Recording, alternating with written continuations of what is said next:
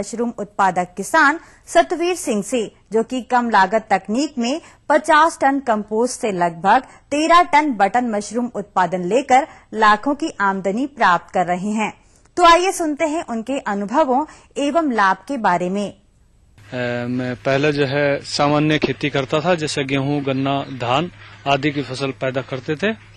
अब जो है मैं पिछले 3 साल से मशरूम की खेती पे ध्यान लगाया है। जब मैंने शुरू किया था पहले तो मेरे पास केवल जो है 200-250 बैग थे। उसके बाद में मैंने 600 बैग लगाए और इस साल मैंने लगभग 5000 बैग लगाए हैं। लेकिन हम जो है सफेद बटन मशरूम ही उगा रहे हैं अभी। और ये 5000 बैग जो है हमने लगभग 3 लाख रुपए इनकी कीमत दी है। किसान भाइयों, हम जो है इसको लगभग 6 रुपए पर केजी के हिसाब से फैक्ट्री से और इस हिसाब से हमने 5000 बैग, इसमें जो है एक बैग में जिसमें 10 किलो के करीब कंपोस्ट होता है, इसमें लगभग के लिए 2.5 किलो से 2.5 किलो या 3 किलो तक जो है मशरूम निकल जाती है पर बैग के हिसाब से। और हमारे यहाँ से लगभग जो है 2 किलो 600 ग्राम हमारे यहाँ औसत आ जाता है हमारे पर बैग। और मेरे पास लगभग 5000 बैग हैं, तो इनका औसत जो है 130 क्विंटल के करीब मेरे मशरूम निकल जाएगी। इसकी बाजार में मुझे 70 रुपए भी मिल रहे हैं, 60 रुपए भी मिल रहे हैं, 100 रुपए भी मिल रहे हैं, 110 रुपए किलो भी बिकी है। इसका औसत बाजार भाव 70 रुपए प्रति किलोग्राम था, जिससे इन्हें कुल 9,10,000 रुपए की आय प्राप्त हुई। किसान भाइयों, अगर चल लागत की बात करें तो इन्हें 60 रुपए प्रति बैग की दर से 5000 बैग खरीद पर 3 लाख रुपए खर्च हुए। देख रेख एवं प्रबंधन कार्यों पर 30,000 रुपए, श्रमिक लागत 50,000 रुपए, पैकिंग पर खर्च 30,000 रुपए, परिवहन, विपणन एवं अन्य खर्च 60,000 रुपए तथा निवेशित इस पूंजी पर बैंक का ब्याज 12,240 रुपए होता है। इसमें मेरा जो है 70 से 80,000 के बीच में तो मेरा छप्पर का खर्च है।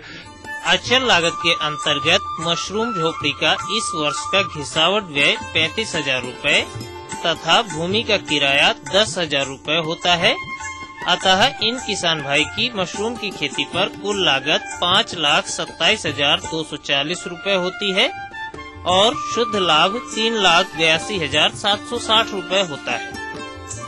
किसान भाइयों, अब अगर इस लाभ में प्रबंधकीय व्यय के रूप में इन किसान की स्वयं की मजदूरी 18,000 रुपए और घटा दिया जाए, तब भी इन्हें 3,64,760 रुपए का वास्तविक लाभ प्राप्त हुआ। मैं बताना चाहूंगा कि हम जो है इसको सितंबर में शुरू कर देते हैं। इसका कंस्ट्रक्शन खड़ा करना, छप्पर छावा आदि का काम करना, और जो हमारा छप्पर है 2 साल चलेगा, इसलिए इसकी कीमत भी लगभग आधी हो जाएगी।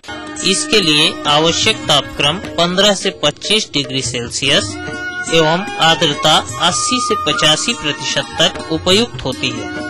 उसके बाद में अक्टूबर में हमने लगभग 10 और 8 अक्टूबर के करीब हमने कंपोस्ट रखी थी। उसके बाद में हम इस पे केसिंग करते हैं, आवरण करते हैं, जिससे वो मुलायम बनी रहे। केसिंग सॉइल बनाने हेतु 3 भाग गोबर की खाद, 1 भाग बलुई मिट्टी या तालाब की मिट्टी को मिलाकर तैयार किया जाता है। आवरण मृदा का मिश्रण पक्के फर्श पर ढेर के रूप में रखकर उसमें 4% फार्मेलिन का घोल पानी में बनाकर अच्छी तरह मिला लें। तदुपरांत ढेर को पॉलीथीन की चादर को हटाकर आवरण मृदा को उलट पलट कर फार्मेलिन की गंध को उड़ने के लिए छोड़ देते हैं। इस प्रकार 3 से 4 दिन तक आवरण मृदा को उलटते पलटते रहते हैं और संपूर्ण रूप से ढेर को फार्मेलिन गंध रहित कर लेते हैं। और वो केसिंग भी विशेष रूप से हम 1.5 इंच मोटी करते हैं, जो कंपोस्ट से ऊपर होती है, पॉलिथीन के ऊपर होती है। केसिंग करने के तुरंत बाद ही हम सिंचाई शुरू कर देते हैं। जो हमारे पास फुहारा होता है, स्प्रे मशीन आती है, अब उनसे हम सिंचाई करते हैं। उसकी सिंचाई करने के बाद में वो लगभग जो है 21 दिन बाद जो है उसमें मशरूम निकलनी शुरू होती है। 25वें दिन तो पूरी तरह से पैदावार हो जाएगी। उसके बाद में हम जो है इसको तोड़ते हैं। तोड़ने के बाद में हम इसको कटाई करते हैं। तोड़ने का तरीका भी ये है कि इसको हम जो है ऐसे घुमा के तोड़ते हैं। उसके कारण ये है कि नीचे केसिंग के बीच में जो वो जाला बोलते हैं, अगर उसको खांच लेते हैं तो उखड़ जाता है, दोबारा बनने में समय लगता है। रखने के लिए उसको घुमाना ठीक होता है और घुमा के तोड़ने से जो है वो सुरक्षित रहते हैं। और दूसरे जो नीचे से पिन हेड होता है और उसको जो है सुरक्षित रखने के लिए हम घुमाते हैं और नीचे से वो निकलते रहते हैं, ऊपर के हम तोड़ते रहते हैं। आराम से जो है उसको तोड़ तोड़ के घुमा के इसमें ट्रे में लेते रहते हैं ताकि खाद मिट्टी इसको कम से कम लगे। उसके बाद में फिर हम इसको कटाई करते हैं। कटाई हम इस तरीके से करते हैं जड़ की तरफ से कि वो खाद उस पर लगाना रहे। और उसको काटने के बाद में फिर हम उसकी धुलाई करते हैं। धुलाई जो है सबसे पहले हम सादे पानी में लेते हैं, जो खाद मिट्टी लगी है वो निकल जाती है। उसके बाद में फिर हम जो है जो एक पाउडर होता है इसको धुलाई के लिए विशेष रूप से बनाया जाता है, सोडियम मेटाबाइसल्फाइड के नाम से। तो किसान भाइयों मैं एक और बताना चाहूंगा कि जैसे ही हमने तोड़ के साफ कर लिया, साफ करने के बाद में धो के थोड़ा इसको सुखा लेते हैं ताकि कुछ नमी कम हो जाए। 100 ग्राम की, 200 ग्राम की, 500 ग्राम की, 1 किलो की, 10 किलो की, इस प्रकार से हमारी पैकिंग होती है। बड़े ग्राहक होते हैं जैसे होटल वगैरह हैं तो 10 किलो 5 किलो लेते हैं। और जो हमारे छोटे ग्राहक होते हैं मैं 200 ग्राम और 500 ग्राम 1 किलो तक लेते हैं। किसान भाइयों मैं एक विशेष बात मैं आपको ये बताना चाहता हूँ कि अगर आप भी इस खेती को करें तो ये बहुत लाभकारी हो सकती है। किसान भाइयों, जैसा कि इन्होंने बताया कि ये किसी निजी संस्थान से तैयार कंपोस्ट ही लाते हैं। यदि ये किसान भाई कंपोस्ट स्वयं तैयार करते तो इनका लागत खर्च और कम हो जाता और लाभ और बढ़ जाता।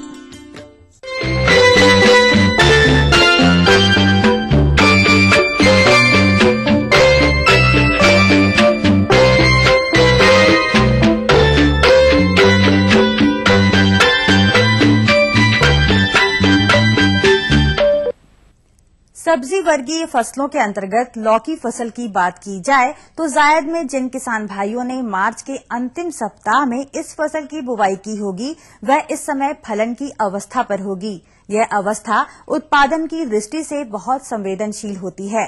अतः इस फसल से अधिक एवं गुणवत्तायुक्त उपज लेने के लिए इसमें प्रारंभ से ही प्रबंधन कार्यों जैसे खरपतवार प्रबंधन, सिंचाई तथा जल निकास, कीट एवं रोगों से सुरक्षा आदि पर विशेष ध्यान देने की आवश्यकता होती है। लेकिन प्रायः देखने में आता है कि हमारे किसान भाई इन कार्यों को सही समय व सही तरीके से नहीं करते हैं, जिस कारण खेत में खरपतवारों की अधिकता एवं कीट व्याधियों का प्रकोप अधिक देखा जाता है, जिनके प्रबंधन पर भी हमारे किसान भाइयों को अतिरिक्त व्यय करना पड़ता है और प्राप्त उपज की गुणवत्ता भी अच्छी नहीं होने से अच्छा बाजार भाव नहीं मिल पाता है और इस प्रकार किसान भाइयों को आर्थिक नुकसान उठाना पड़ता है। अतः किसान भाइयों, अच्छी उपज के लिए लौकी की फसल का किस प्रकार से प्रबंधन किया जाए, इस हेतु आइए मिलते हैं एक प्रगतिशील किसान संजय सूर्यवंशी से।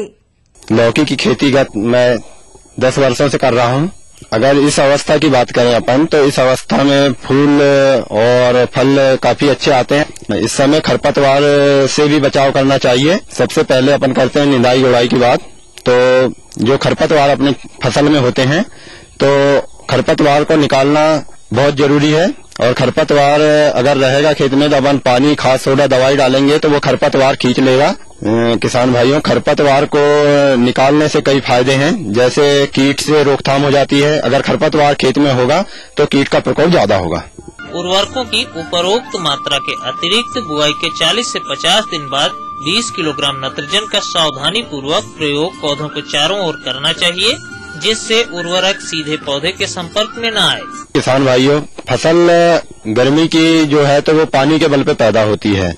तो पानी अपने को जो है गर्मी की फसल में 2 से 3 दिन के बीच में पानी रेगुलर देना जरूरी है। किसान भाइयों, एक सावधानी और बरतनी है अपने को कि जो अपन क्यारियां बनाते हैं तो क्यारियों में पानी का जमाव ना हो। अगर क्यारी में पानी का जमाव होगा और उसपे फल अगर रहेगा तो फल भी खराब होगा और उससे कीट का भी प्रकोप ज्यादा बन सकता है पानी जमाव से। इसलिए पानी को निकाल देना चाहिए। अपनी जो फसल है इस कई प्रकार के कीड़े आते हैं, जिसमें पत्ती चढ़ने वाले हैं, कीट वाले फल, सड़े गले फल, कड़े हुए फल, इन्हें फसल से निकाल के अलग गड़ा देना चाहिए या उसको जला देना चाहिए। इससे फसल सुरक्षित रहती है। तो इनमें क्लोरोपाइरीफास डालते हैं और उसमें है कीड़े की रोकथाम हो जाती है। किसान भाइयों से निवेदन है कि जो एक पाउडर जैसा रोग जो पत्तियों में जमा होता है, डीकर में भी जमा हो जाता है, तो इसकी रोकथाम के लिए 22 टिन 2 ग्राम प्रति लीटर के हिसाब से छिड़काव करें तो उसकी रोकथाम हो जाती है। किसान भाई, जब अपनी फसल 1 से 1.25 किलो के फल हो जाएं तो उस बीच में इसकी तोड़ाई कर लेने से फसल में उतना खास अंतर नहीं बैठता और निरंतर फसल मतलब अच्छी मिलती रहती है।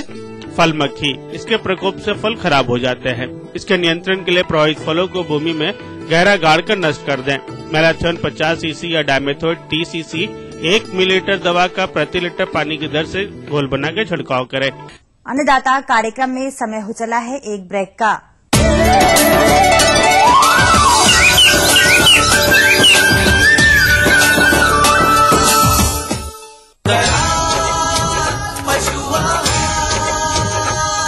असली भरोसेमंद दयाल पशु आहार, दूध दमदार, आप शानदार। कृषि एवं कृषि आधारित व्यवसायों में किसानों के सामने आ रही बाधाओं एवं चुनौतियों के समाधान हेतु अन्नदाता लेकर आया है निःशुल्क फोन हेल्पलाइन सेवा 1800-425-4085 सोमवार से शनिवार साय 5 से 6 बजे केवल उत्तर प्रदेश एवं उत्तराखंड हेतु।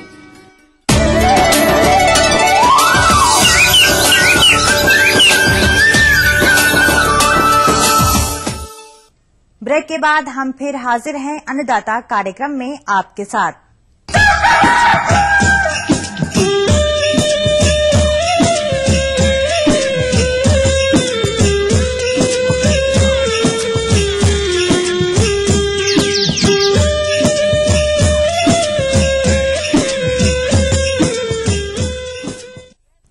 किसान भाइयों, जैसा कि आप जानते हैं कि कृषि सह व्यवसायों के अंतर्गत मांस उत्पादन हेतु ब्रायलर मुर्गियों की मांग आज बाजार में ज्यादा है, जिससे कि लघु, सीमांत एवं बेरोजगार युवकों के लिए रोजगार एवं आमदनी का एक सुनहरा अवसर मिल रहा है, क्योंकि अन्य व्यवसायों की तुलना में कम समय में अधिक लाभ कमा सकते हैं। परंतु किसान भाइयों, किसी भी व्यवसाय को अपना लेने मात्र से ही वह लाभ नहीं मिल सकता है जो कि मिलना चाहिए, बल्कि अधिक लाभ लेने के लिए आपको ब्रायलर पालन में अपनाए जाने वाले सभी वैज्ञानिक पहलुओं को अपनाना होगा। अतः किसान भाइयों, ब्रायलर पालन व्यवसाय किस प्रकार से किया जाए जिससे कि अधिक से अधिक लाभ मिल सके, इस विषय पर जानकारी के लिए देखिए कार्यक्रम का यह अंश। ब्रायलर पालन आज तेजी से विकसित हो रहा व्यवसाय है, जिसे अपनाकर किसान भाई सुगमता से अतिरिक्त आय अर्जित कर सकते हैं। इस व्यवसाय को अपनाने के लिए ब्रायलर के शेड का निर्माण कैसे करें, यह जान लेना नितांत आवश्यक है। एक ब्रायलर को सामान्यतः 1 वर्ग फुट जगह की आवश्यकता होती है। यह आवश्यकता उनके वजन के ऊपर निर्भर करती है। इसके लिए ब्रायलर शेड इस तरह का होना चाहिए जो कि गर्मी में न तो अधिक गर्म और न ही सर्दियों में अधिक ठंडा होना चाहिए। शेड की लंबाई एक शेड में पाले जाने वाले ब्रायलरों की संख्या पर निर्भर करती है। यदि 2000 ब्रायलर पालने हैं तथा उनकी बिक्री 1 से 1.25 किलो वजन पर करनी है तो उनके स्थान की आवश्यकता 2000 वर्ग फुट होगी और इसके लिए शेड की चौड़ाई 25 फुट तथा लंबाई 80 फुट रखनी होगी। शेड में दीवारों में 2/3 भाग में जाली अवश्य लगाएं। छत के लिए टीन, एस्बेस्टस की चादरें, खपरैल अथवा कंक्रीट का प्रयोग किया जा सकता है। अत्यधिक गर्मी से बचाव के लिए ताप अवरोधकों जैसे छत पर घास डालने के साथ साथ पंखों, कूलरों तथा छत पर पड़ी घास को गीला करने का प्रबंध अवश्य करना चाहिए। सर्दी के प्रभाव से बचाने के लिए ताप अवरोधक के साथ साथ खिड़कियों पर पर्दों की समुचित व्यवस्था करनी चाहिए। सर्दी से बचाव के लिए बुखारी व हीटर की व्यवस्था भी आवश्यक है। बिछावन के लिए धान की भूसी या लकड़ी का बुरादा प्रयोग करें। बिछावन फफूंद रहित तथा सूखा होना चाहिए। फर्श पर इसकी 2 इंच मोटी परत बिछा दें। इसके ऊपर 4 से 5 परत अखबारी कागज की बिछा दें। इसके बाद अगला बिंदु आता है ब्रायलर चूजों का चुनाव कैसे करें। तेजी से बढ़ने वाले ब्रायलर चूजे निजी अथवा सरकारी संस्थाओं से प्राप्त किए जा सकते हैं। ब्रायलर की नस्ल का चुनाव उनकी प्रारंभिक शीघ्र वजन वृद्धि, मृत्यु दर तथा आहार परिवर्तनीय क्षमता के आधार पर करना चाहिए। चूजों को आने के 12 घंटे पहले ब्रूडर का तापमान बनाने के लिए आवश्यकता अनुसार बुखारी, हीटर अथवा बल्ब का प्रयोग कर तापमान की जांच अवश्य कर लें। चूजों के लिए प्रथम सप्ताह में 95 डिग्री फ़ारेनहाइट का तापमान चाहिए। उसके उपरांत प्रति सप्ताह 5 डिग्री फ़ारेनहाइट तापमान घटाते हुए 70 डिग्री तक ले जाते हैं। ब्रूडर के चारों तरफ प्रथम सप्ताह में चिक गार्ड का प्रयोग करने से चूजे गर्मी के स्रोत से दूर नहीं जाते हैं तथा ठंडक के प्रकोप से बचे रहते हैं। आने वाले नवजात चूजों को पहले 6 घंटे तक केवल पीने का पानी ही देना चाहिए। इसके उपरांत इन्हें आहार दें। चूजों को प्रथम 14 घंटे तक पानी में 8% चीनी अथवा गुड़ का घोल देना लाभदायक रहता है। ऐसा करने से चूजों की प्रारंभिक मृत्यु दर में कमी आ जाती है। चूजों के पानी में एंटीबायोटिक औषधि, vitamin B complex, liver tonic, Electral तथा विटामिन ए, D3, E के घोल का देना आवश्यक होता है। उपरोक्त दवाओं का प्रयोग प्रथम 7 दिन तक करना चाहिए। प्रथम आहार के रूप में प्रथम 2 दिन तक मक्का का दलिया 4.5 किलोग्राम प्रति 1000 चूजों की दर से दें तथा अखबार पर ब्रॉयलर आहार को थोड़ी मात्रा के ऊपर छिड़क कर देना चाहिए। 5 दिन के बाद अखबार को हटा दें। 4-5 दिन के बाद आहार केवल बर्तनों में ही दें। पानी व दाने के बर्तनों की पर्याप्त संख्या ब्रॉयलरों की समान वृद्धि के लिए आवश्यक होती है। मोटे तौर पर 100 ब्रॉयलरों पर दाने के 4 तथा पानी के 2 बर्तन अनिवार्य हैं। ब्रॉयलरों का आहार कैसा हो? ब्रॉयलरों की संतोषजनक वृद्धि के लिए हमेशा उच्च जैवमान तथा गुणवत्ता वाला फफूंद व टॉक्सिन रहित संतुलित आहार दिया जाना चाहिए। ब्रॉयलरों को प्रथम 3 सप्ताह तक ब्रॉयलर स्टार्टर आहार दिया जाता है। ब्रॉयलर स्टार्टर आहार में 21 से 22% प्रोटीन होनी चाहिए। उसके उपरांत ब्रॉयलर फिनिशर राशन देना चाहिए। फिनिशर आहार में 19 से 20% प्रोटीन होनी चाहिए। ब्रॉयलर स्टार्टर में ऊर्जा की मात्रा ब्रॉयलर की फिनिशर की तुलना में कम होती है। आजकल बाजार में ऐसे आहार भी उपलब्ध हैं जिनके उपयोग से ब्रॉयलर केवल 1.8 किलोग्राम आहार खाकर 1 किलोग्राम वजन प्राप्त कर लेते हैं। ब्रॉयलरों को हमेशा स्वच्छ पानी ही दें। पानी को रोगाणुओं से मुक्त करने के लिए 0.2 से 0.5 ग्राम ब्लीचिंग पाउडर प्रति घन फुट अर्थात 27 लीटर की दर से मिलाना लाभदायक रहता है। इसके बाद अगला बिंदु आता है ब्रॉयलरों में रोग की रोकथाम कैसे करें। शेड में चूजे आने से पहले तथा चूजे आने के बाद सप्ताह में 1 बार विसंक्रामक घोल का छिड़काव करना अत्यंत आवश्यक है। इससे रोग प्रबंधन में मदद मिलती है। संक्रामक रोगों की रोकथाम के लिए टीकाकरण करना अत्यंत आवश्यक है। सामान्यतः प्रथम सप्ताह में रानीखेत रोग की रोकथाम हेतु F1 वैक्सीन का टीका, 12 से 14 दिनों की आयु पर गम्बोरो रोग का टीका, 21 दिनों की आयु पर रानीखेत रोग का लसोटा टीका दिया जाता है। यदि क्षेत्र में लीची रोग का प्रकोप है तो इस रोग का टीका तीसरे सप्ताह में लगाया जाता है। इसके बाद अंतिम एवं महत्वपूर्ण बिंदु है ब्रॉयलरों की बिक्री कैसे करें। सामान्यतः 1.5 किलोग्राम या इससे अधिक वजन के ब्रॉयलर बेचना लाभप्रद रहता है। सारे ब्रॉयलरों को एक साथ बिक्री करना अच्छा रहता है। ब्रॉयलर पालक औसतन प्रति ब्रॉयलर 5 रुपए से लेकर 15 रुपए तक लाभ कमा लेते हैं तथा कुशल ब्रॉयलर पालक इससे भी अधिक कमा सकते हैं। अन्नदाता कार्यक्रम में समय हो चला है एक और ब्रेक का।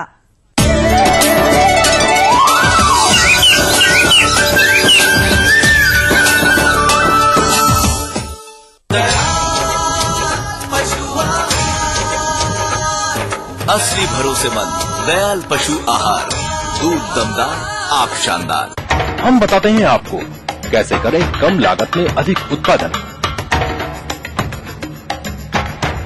उन्नत बीज, नई तकनीक और विविधीकरण से बनाए संपूर्ण, समृद्ध और खुशहाल भारत। अन्नदाता देखिए हर रोज सुबह 6:30 बजे।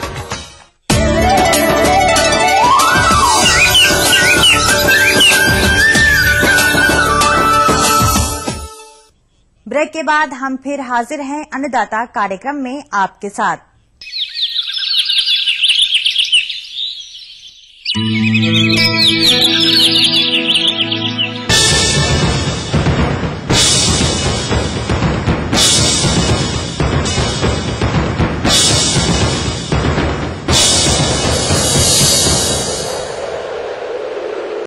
रोज की तरह अन्नदाता हेल्पलाइन में है पूछे गए प्रश्नों का समाधान।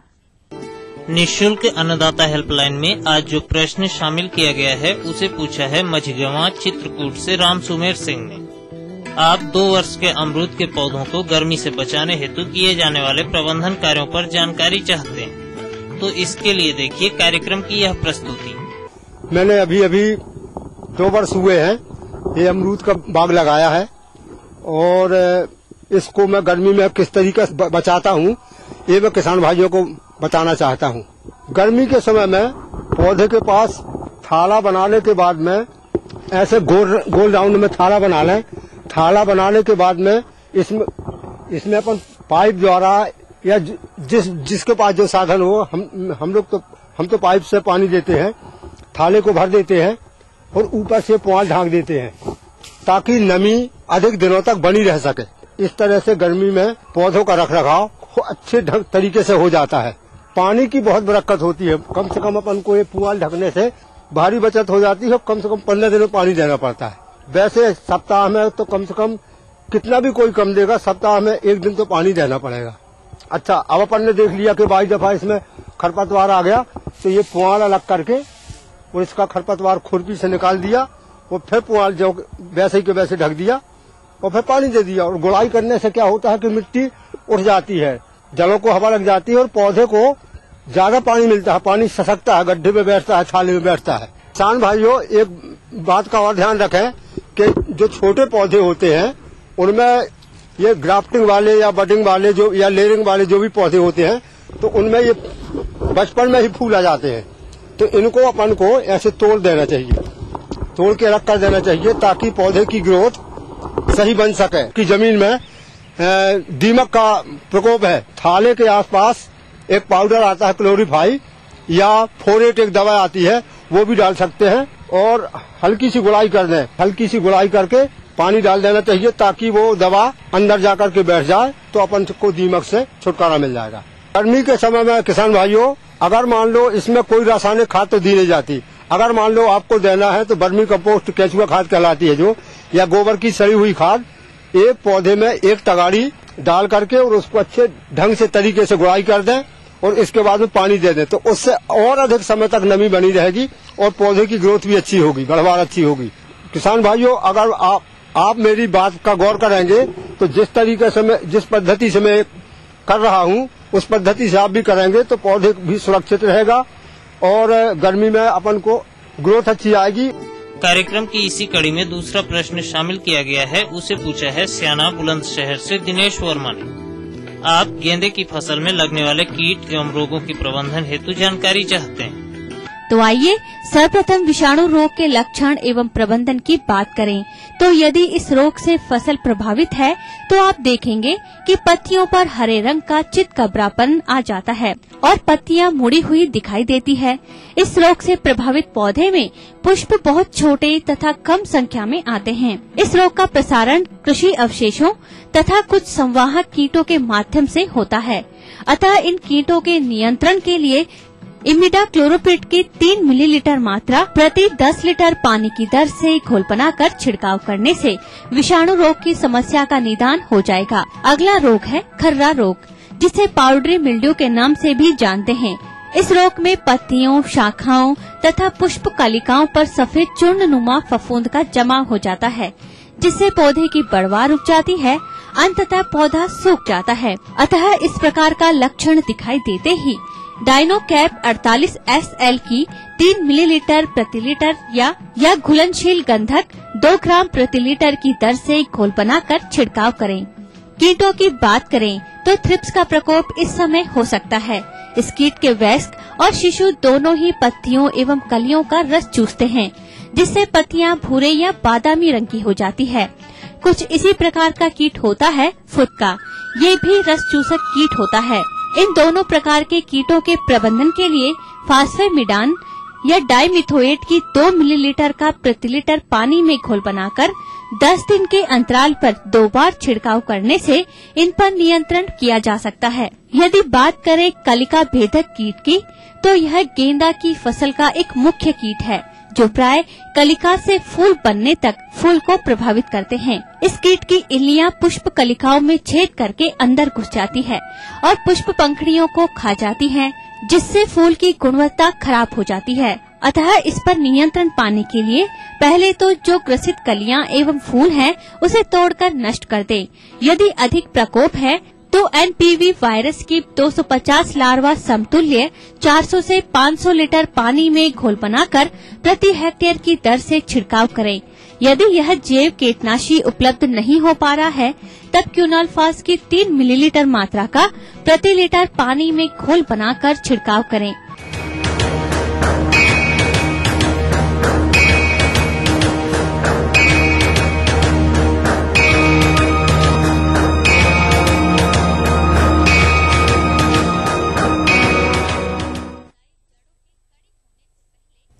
अब रुख करते हैं प्रदेश की प्रमुख मंडियों की तरफ।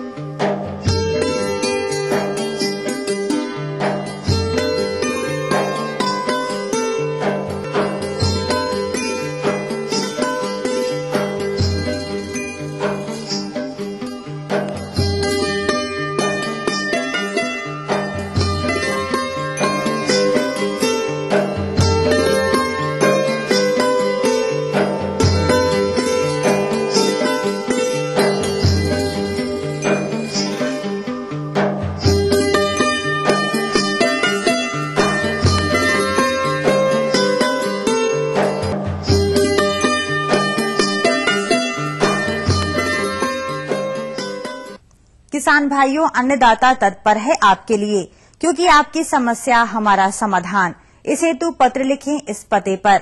हमारा पता है प्रोड्यूसर अन्नदाता, ETV Uttar Pradesh Uttarakhand, Ramoji film city Hyderabad 501512, या फिर मेल करें annadaata.up@etv.co.in पर। फिलहाल अन्नदाता कार्यक्रम में आज इतना ही। कल फिर मिलेंगे कृषि संबंधित नवीनतम जानकारियों के साथ। तब तक के लिए आज्ञा दीजिए। नमस्कार।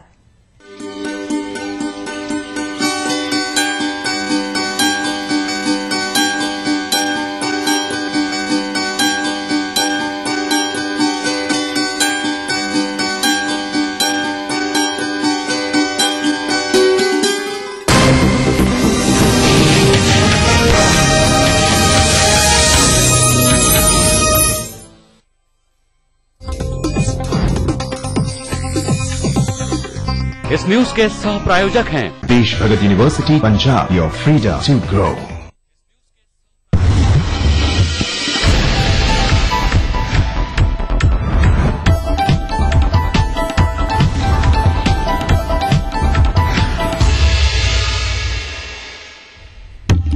सहारनपुर में दुकानदार की मौत के बाद भीड़ ने मचाया तांडव, गाड़ियों में लगाई आग, पुलिस ने की हवाई फायरिंग और लाठीचार्ज।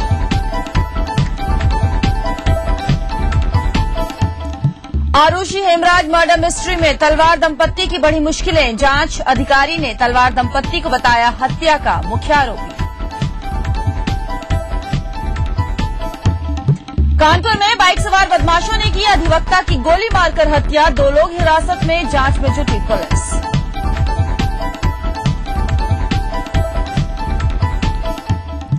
सपा के उपलब्धि दिवस को समाजवादियों ने बनाया भड़ास दिवस, मुख्य सचिव से लेकर मीडिया तक पर किया हमला। और सपा के टिकट पर कानपुर से चुनाव लड़ रहे राजू श्रीवास्तव ने बेनी पर की आपत्ति, अपमानजनक शब्दों की बौछार और जानवरों से कर डाली यहां बेनी की तुलना।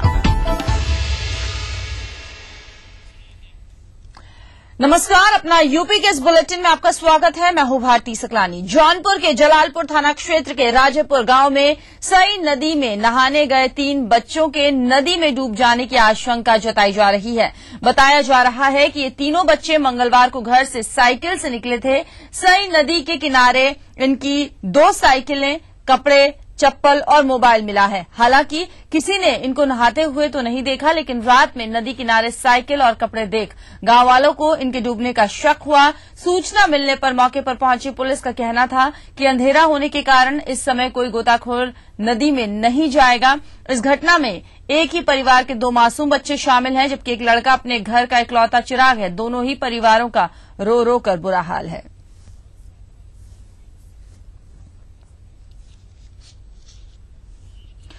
मोहम्मद अब्बास हमारे जौनपुर संवाददाता हमारे साथ बने हुए हैं, उनसे हम बात करेंगे।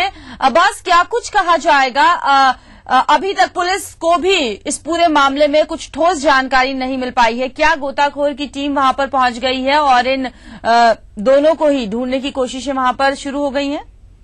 भारतीय ये देर शाम की घटना है और मौके पे पुलिस जब पहुंची तो वहाँ उनके पास कोई भी संसाधन मौजूद नहीं थे। पुलिस सिर्फ बात कर रही थी कि सुबह ही काम होगा, इसीलिए वहाँ पर भीड़ भी आगुजी थी। परिवार वाले को रो रो के बुरा हाल था कि इनके बच्चे कहाँ गए, और जबकि कपड़े और साइकिल मिली और उनके ड्रेस थे वहाँ पर मिले, लेकिन पुलिस सिर्फ यहाँ पर निष्क्रिय दिखाई दे रही थी।